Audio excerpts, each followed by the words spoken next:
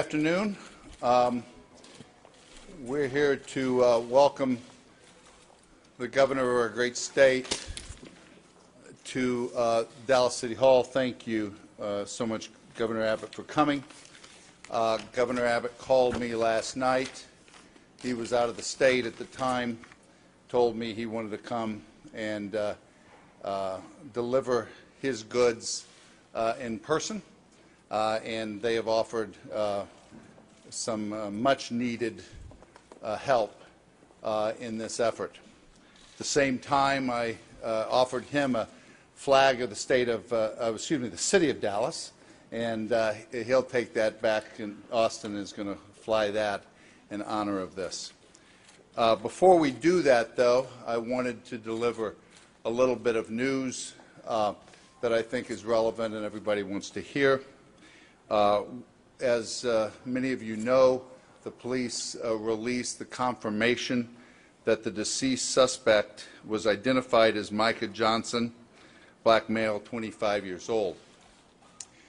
We have been working this case throughout the night and throughout the day, and we believe, given the facts that we have today, that Mr. Johnson, now deceased, was the lone shooter in this incident. And by piecing together what was happening at the time, after we talked to and interviewed all the officers, there was confusion with everybody running around, but this was a mobile shooter that had written manifestos on how to shoot and move, and he did that. He did his damage, but we did our damage to him as well. And we believe now that the city is safe and the suspect is dead, and we can move on to healing. Part of that healing is to get the support of our great state. I've had mayors from all over the state call me, and the Lieutenant Governor was here today, the Attorney General, and now the Governor of the state of Texas. Thank you, Governor Abbott, for being here. Absolutely. Well, Mayor, thank you. I want to thank you for the leadership that you always show, but also especially the leadership that you provided over the past 24 hours.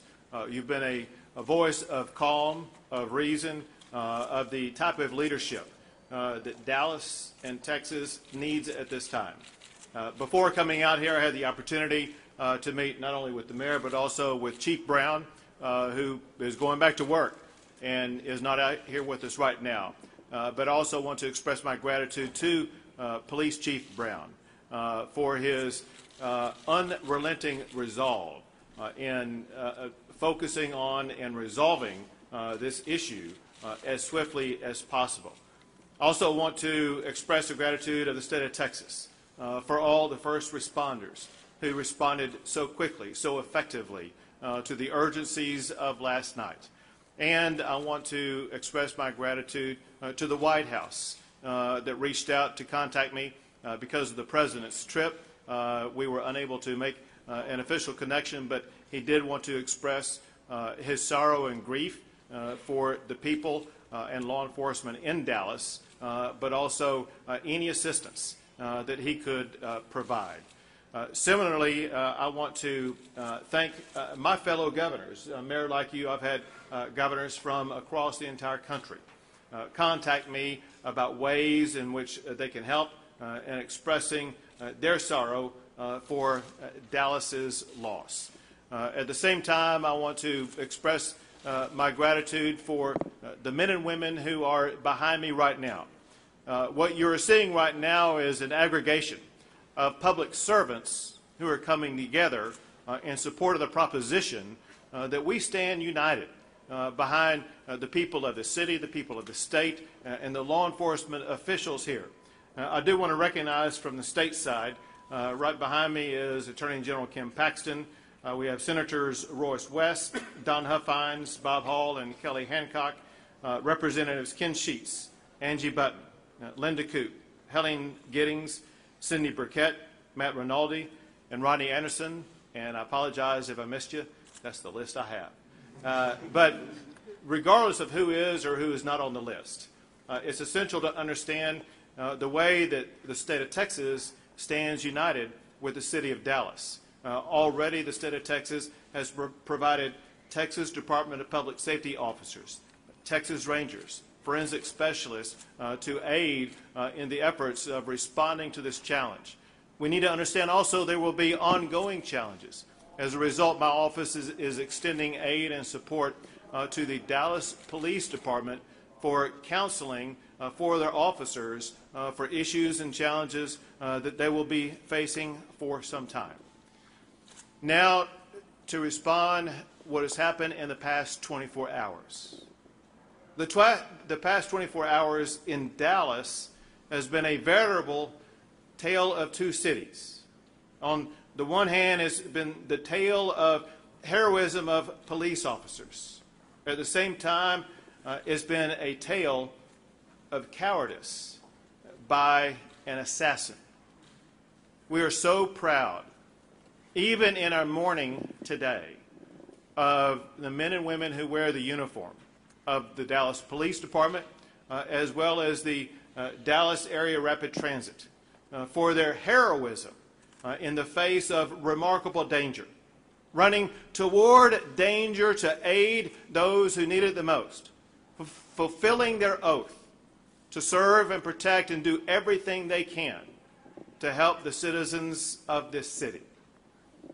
For every man and woman of the Dallas Police Department, as well as any law enforcement officer in the state of Texas, I want you to know you have the respect of a grateful state, and you have a governor who has your back.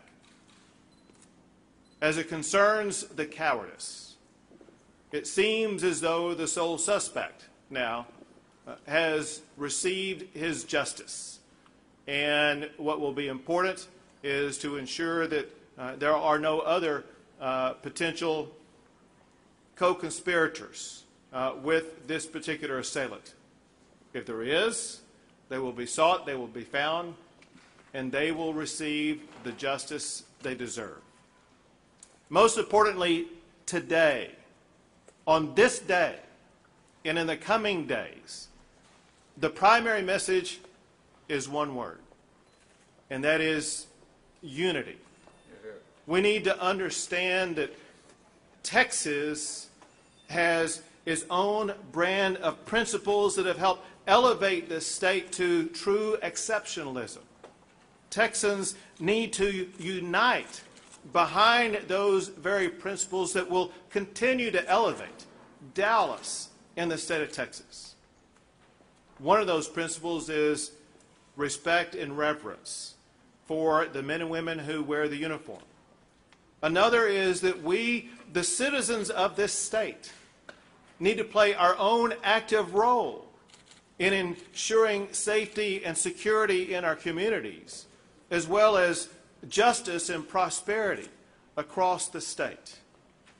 When we unite together behind those principles, we will ensure the Texas of tomorrow will be even better than the Texas of today. Another point is a true Texas trademark, and that is the word resilience. Texans have faced challenge after challenge after challenge for well over a century, and we've always shown our trademark resilience, which is needed now as much as ever in the city of Dallas as the city and the state in parallel work to respond. We must summon the ability to respond to this challenge in a way that will make Dallas and Texas even stronger. Texas is a tough state, but just like we have overcome so many challenges in the past, we will overcome this challenge with the future being even better than the past. So thank you, Mayor, for the role that you've played. Thanks again to Chief Brown, who could not be with us. Thanks to these men and women who stand behind me beside me and with me as we work our way forward. With that, we'll be happy to take a few questions. Julie. Governor Abbott explained to us you were on an out-of-state trip or a motion when you found out what was happening here in Dallas. Shock, disbelief, and then urgency to return to Texas to do everything I could. What I did is, as soon as I heard about it, I was on the phone constantly speaking to the mayor, speaking to my staff, assuring that first and foremost, the state of Texas was going to get on the ground in Dallas, Texas, any and all resources that could assist them without interfering with what local law enforcement was doing. I'm proud that Texas Rangers, Texas Department of Public Safety officers, and others are assisting in this process. But after the immediate shock, you immediately go into the process of calculating what can we do to help, how can we help resolve this.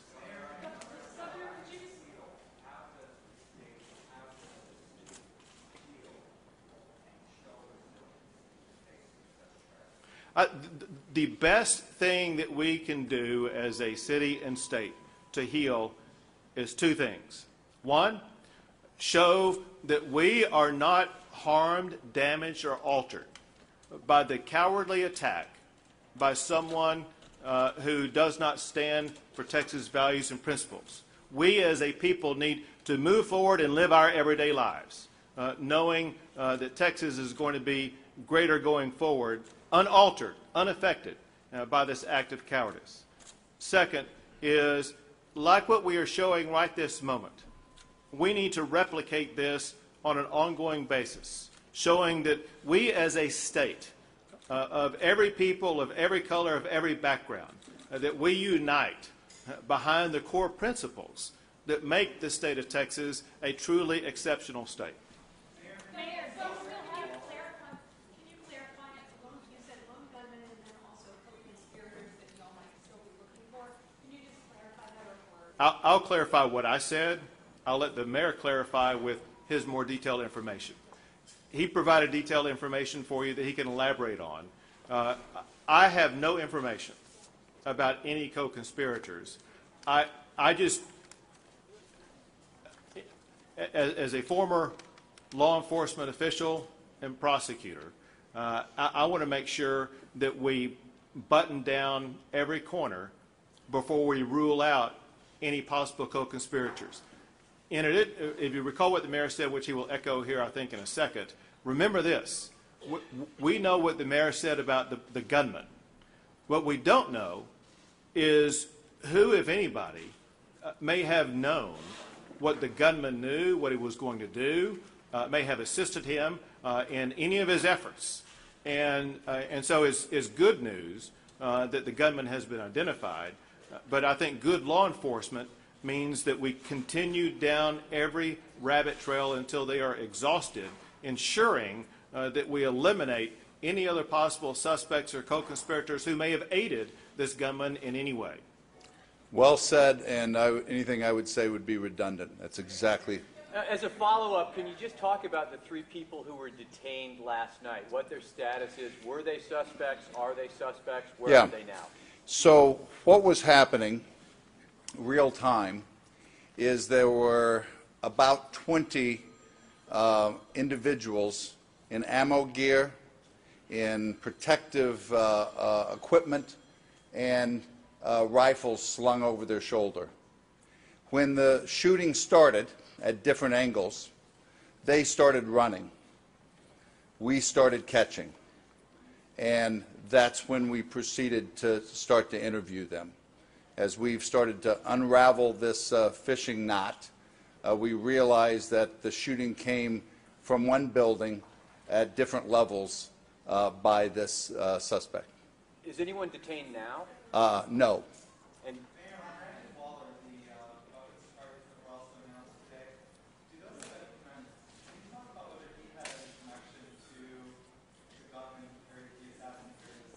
No.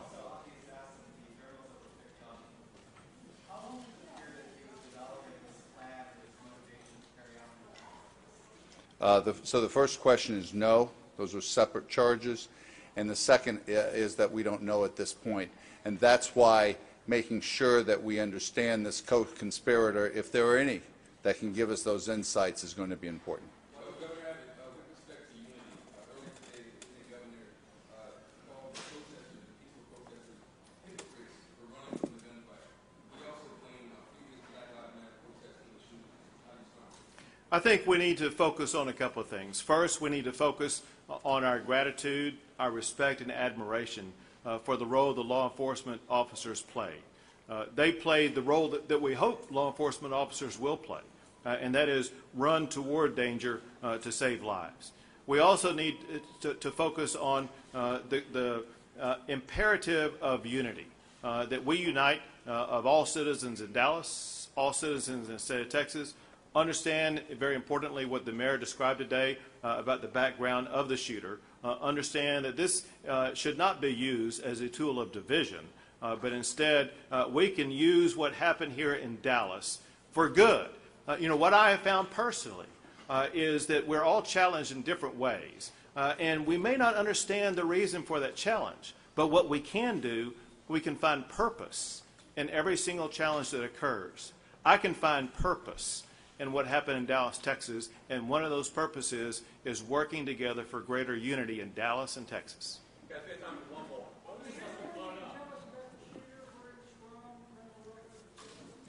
We're going to send that. It was sent out earlier in a press release, and more details will be coming with that press release, I think, in the next half hour. Is there a timeline with respect to what he was doing before the shooting? Excuse me? A timeline with respect to what the gunman was doing prior to the shooting? Have investigators pieced together? They have not, and that's the research they're doing right now. They have. They have.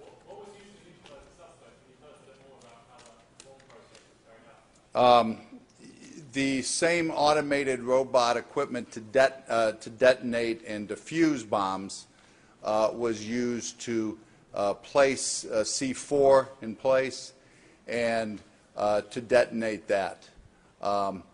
This was a man that we gave plenty of options to give himself up peacefully, and we spent a lot of time talking. He had a choice to come out and we would not harm him, or stay in and we would. He picked the latter. Thank you all. Thank you. Mayor. Thank you.